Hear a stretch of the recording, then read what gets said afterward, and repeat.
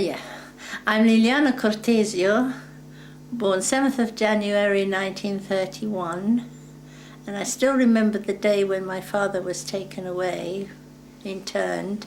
I was in bed, it was very early in the morning, and he came in and he said to me, "Stay there, don't move," and he was beginning to get himself ready, obviously, because it must have been early in the morning. He had to shave and wash and dress and everything. And his bedroom was just before my bedroom, and he always passed it to go to the bathroom. And he kept on, every time he passed, come in and say to me, "Stay there, don't move," because he was afraid I'd get up. Because if I got up, there was, I don't know where my mother put the two. I think there were two detectives that came to fetch my father, but where she put them, perhaps she put them in the sitting room, I don't know. And that's what he kept on doing. And then if I thought that I was on, that I wasn't going to go to school. I thought today's a holiday, you know. I had no idea whatsoever. And eventually he came in and he was all dressed up. He says, "I'm going to work now." So I said to him, "Well, could you bring me a steak and kidney pie home?" Because he had done so. He was manager, you see, of the restaurant, Monsignor restaurant, and he had brought us home a steak and kidney pie. And I've still got the pot and everything. And he said, "Yes, all right," and he kissed me and he went, you see. And anyway, later on, I was standing at the window because I could see my father turning the corner of the street where we lived and coming home, because I was on the corner, we were on the corner, and he got off the bus and then he turned the corner. And my mother said, "What are you doing there?" So I said, "Well, I'm waiting for Daddy, he must be coming home soon, shouldn't he?" So she says, No, he's gone on holiday for 2 weeks. Just 2 weeks, she says, and then he'll be back. Well, I didn't believe that very much, because I thought if he did, he would take us as well, you know. But I said nothing, because I never talked very much, you know. And then I obviously went to school. Then she said to me, "Get up," eventually, and said, "Go to school." And I thought it was very odd. I didn't say anything, but I thought it was very odd, you know, to go to school, and I'd be sitting there all the time thinking it was a holiday. It was quite a, you know, sort of quite some time. And then when I came home, my Aunt Laura, she wasn't really my aunt, but my mother was friends with her and the family, friends with her. They were like two sisters, and she lost her husband as well. And she was there, and they'd been touched. Because see, my mother had been crying a little bit. I wasn't the type to sort of ask questions, why, what for, you know, and everything. They'd obviously been talking about it. My Aunt Laura seemed to be okay. And then that was it. Then, of course, eventually there was the war, you know, there were bombings. And I had an aunt in Oxford. She was English. She'd married my father's brother, and because my father came over before the First World War with his brother, and they both went back to Italy when war was declared. This was the First World War, and he lost his brother straight away at the beginning of that war. Then my father came back. He must have come back about 1921 or something like that. My mother came over in 1922. They met here and got married here, and I was born here. And then all through the war, of course, there was bombs, and I was at Oxford once or twice, and then my mother had to go to work, and she couldn't leave me here at home in London on my own, obviously, if there was a siren or bombs falling. So she put me in a boarding school with the nuns at Chertsey, where there wasn't any bombings there at all. And there were other girls like me there, the same sort of situation as me. And I stayed there holiday times, of course. I used to come home and stay with my aunt, because she lived near Good Street. And she had a house there. She didn't go to work, so holiday times I used to stay there. But other times I stayed always at the convent school. And then when the bombing stopped in 1945, then I came home. Then I could come home and stay here and go back to school and everything. And life went on as it, you know, sort of did. Going back to the two policemen came around for your father. Yeah. At what point did you find out what had happened to him, and how did you? I didn't. I knew something had happened, but I didn't know. My mother didn't tell me, you know, they'd been interned. She didn't go into any details at all. Now, later on, what I heard was what I heard my mother talking with other people, or my aunt, that's all. For instance, I know they went and searched houses to see if they had guns, or I don't know what they... So they didn't search us, fortunately, at all. And my mother did say, these detectives, she thought my father perhaps gave them some money, a tip or something, because he always went, he never went away with a wallet that was empty, to come back. And they came back to my mother and they said, look, don't worry, he's all right, he's found his friends. So she thinks perhaps he gave them something and asked them to come back.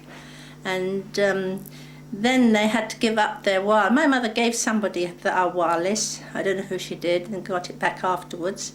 But they did search some houses, I don't know why. They suspected them, I suppose. My friend had a friend, my cousin had a friend who went with the embassy or the consulate. They went back to Italy. They were at home and they had all the trunks there in the thing. They came to fetch cases, and they came to fetch her father. And he said, but we're ready to leave. We're leaving with the consul and embassy and that. So they said, well, all right, if you're leaving, you can go. Otherwise, they would have taken him as well. And there was a lot of things. Then, when the thing happened, now they did know in Italy that it had happened because my grandfather had heard, and he contacted the Red Cross in Rome to see if my father was nominated or anything, if he was there. And he did find out that he was missing. But we didn't know until we went to Italy after the war, you see, because you couldn't correspond or anything with them at that time. So they knew there, and How did your mother find out that your father was on the Arandora Star? my mother found out. How did she know? My mother said a very strange thing happened. She was walking along down the street there with my Aunt Laura, with dear Laura, you know, and she heard shouting, Nina! And she did too, and she said it sounded like my dad calling her name, you know. But she did not my Aunt Laura. She heard it too, but she didn't get called by her husband at all. And she must have heard, because, I mean, it must have been in the news, you see. It must have been in the news afterwards. Anyway, she knew that they had it published in the Italian embassy or consul, the list of the people that were on it and that. And my aunt had heard that her husband was all right, he'd saved himself. And she said to her, you go, because you know your husband's okay. Mama said, I'm not going there, I can't go there, you know. So my aunt did go there.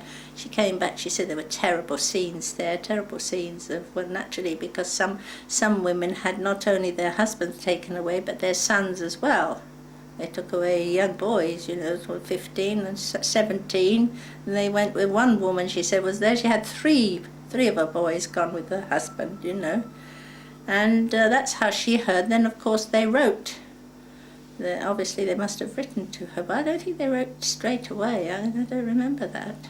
That place of communication there, was it the British consulate or an Italian embassy? Where would they publish that? You said your Aunt Laura sent your mum to go and see... No, my Aunt Laura. Sorry, your Aunt Laura went. Where did she go? My Aunt Rosina. Where did they publish the list? Would they be the embassy or would it be the consul? I'm not too sure. I should think it might be the consul. I'm not sure myself, actually. Did you receive any notification from the British authorities that your dad was missing? Well, I don't know. You know, I don't know this. I mean, I've got some... Did you receive a letter from the Home Office? Yes, I've got some stuff, haven't I, that I don't really know. Because my mother never talked much about it.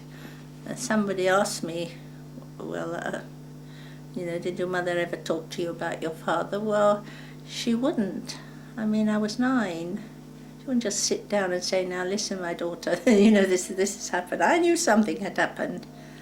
But I didn't make too many questions. I didn't ask questions. And then I went to boarding school, you see, so I wasn't sort of around all that much to ask. What I did hear, what I do know, is what I heard my mother talking to my aunt or other people about it. That's all. Can you tell me a bit about your dad before the war then? Which region of Italy he came from Savigliano, province of Cuneo, that's near Torino, or off Torino, I'm not quite sure. And he came over, as I said before, about just after the First World War. He must have been, I mean, when the war started, the First World War, he must have been only 16, you know, because he was born 1899. And it was, well, 1916 was it when it started? And And he worked here. He worked in the catering trade, and he left being manager of the Monsignor restaurant. And he was a nice dad, a lovely dad, you know, as most dads are sometimes, you know. If dads play with you when you're a kid, you know, they're lovely, you know. Yes, he was, you know, he was only for his family and everything. Somebody asked him to go to America with them once. He said, come to America, you know, just before the war. And my mother said, yes, go on, you go, and then we'll follow, you know. My mother had more courage, and then, no, he wouldn't go on his own, you know, sort of, you know, just for his family he was. Did your mother and father meet here? Yes. In Britain? Yes. So your mum must have been here. My father, so do you want to know how my father met my mother? I mean, I don't mind. Well, my mother worked for a restaurant, Italian lady, because there were a few, my Aunt Laura, and my Aunt Laura was really Scottish. She was born in Scotland, and she never lost her Scots accent. Because in around 1950 she went off to Canada because Mitch, her son, he wanted to go, he was 21.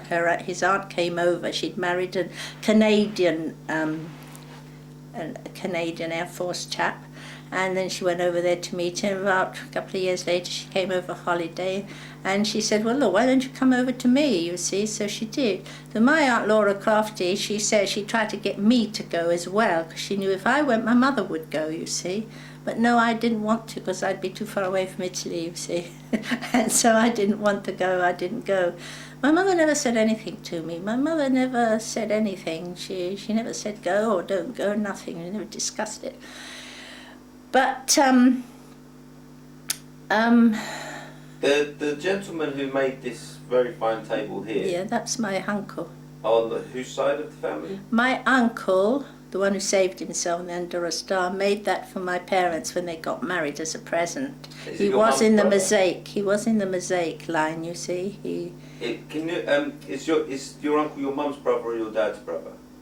No, he's my mother's brother-in-law. Oh, I see. Because he married my mother's sister, you see. Can you tell me a bit about him? His name? Well, his name is Arandora Star. And, I don't know when he came over here. He had 3 or 4 brothers. No, I know he came over here when he was 13 years old. And because here you couldn't leave school till you were 14, he had to do 1 year schooling here. So he didn't have much of an accent, you know, he spoke English quite well. And he was in the mosaic, he did all the mosaic. Then he had his little firm of mosaic, and of course with his brothers. Had 3 brothers and 1 sister. His sister, her husband too, was from Orniese in Italy, and northeast Italy. And I think he went to school near the School of Mosaic in Italy, which is Spilimbergo. And he had his little firm with his brothers, and he used to get a couple of fellas from there to come over here and work for him. And he in the mosaic, and the fashion started here of mosaic. All these restaurants, you know, spaghetti houses or something, they were having all the mosaic undone. And it was a very small firm, but that's what he did, really. And he was interned with your dad? He was interned too, yes. I think he only met him when they were on the ship, because he went looking for him and his brother-in-law, because his sister, you see, he had a sister, and his brother-in-law was with my dad on the 2nd deck, up the top anyway, I don't know exactly where. My uncle was down at the bottom, you see. And I think this must have been the day before or the night before or something it happened. Because he used to tell you about these events every He Easter. always told us about these events. Poor man, I think he just had to get it out of his system. Every time there was a feast day bank holiday, our family, we took it in turns in inviting each other. The mother-in-law, my mother, my aunt, you know, you come to me. And we had the lunch, and he was sitting at the head of the table, always talked about the Arandora Star. Thinking later on, I thought, well, he must just have to get it out of his system. But he didn't tell us everything, because what I know now, he didn't tell half. Perhaps he did that for respect of my mother and my cousin's mother-in-law.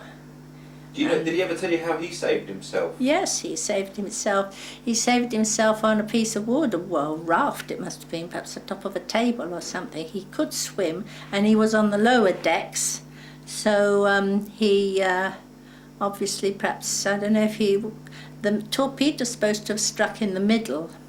I don't know whether he was at one end or the other of this ship. And before going to bed, he had thought, I must see the plan if anything happens outside, see where the stairs are and the passageway if anything happens. And also, when I go to bed tonight, I must leave the door open of the cabin, you see, because I suppose he knew about all these things, you know, that the jolt of anything like that would close the door. And I often think, I wonder if some people, 6 o'clock in the morning, I understand, so I wonder if a lot of these people were sleeping, and if they heard that, they must have thought they were dreaming or something and realised it, you know, 6 o'clock in the morning, deep in sleep or something. I did hear that they did share their cabins, but my uncle never said anything about him sharing his cabin. And he didn't say half of what, you know, he didn't say everything, I think, for respect of my mother and the mother-in-law, you know. Did your dad take any possessions with him? No, he didn't take any possessions at all. I don't know if he took a case at all. Some people, you heard, they took a case. But my mother had returned to her a little wallet with nothing in it. I don't know whether he had money in there, or he might have had an identity card in there or something, and they took it away from him. I don't know if they had identity cards or something. And she only had that returned to her, and I still got it now. Did you mention in the last interview that your brother packed some things for him, like some swimming trunks? No, he wanted a parcel. You see, I don't know whether he got my mother's letters, but she got letters from him. And for this particular one, he said he wanted his swimming trunks. And having seen the picture of the ship, it was quite a luxurious ship. And obviously I thought they were going to have a nice holiday on there, you know, swim pool and everything. I don't know. He said he wanted a swimming trunk. So my mother went and gave him and sent him this parcel with the swimming trunk. And what else she sent, I don't know, but she did send some kind of a parcel. Now, when this happened on the 2nd of July, and she posted this parcel on the 9th.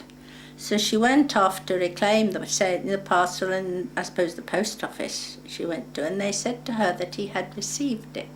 So she went marching off to the Home Office. Is it the Home Office she must have gone to or something?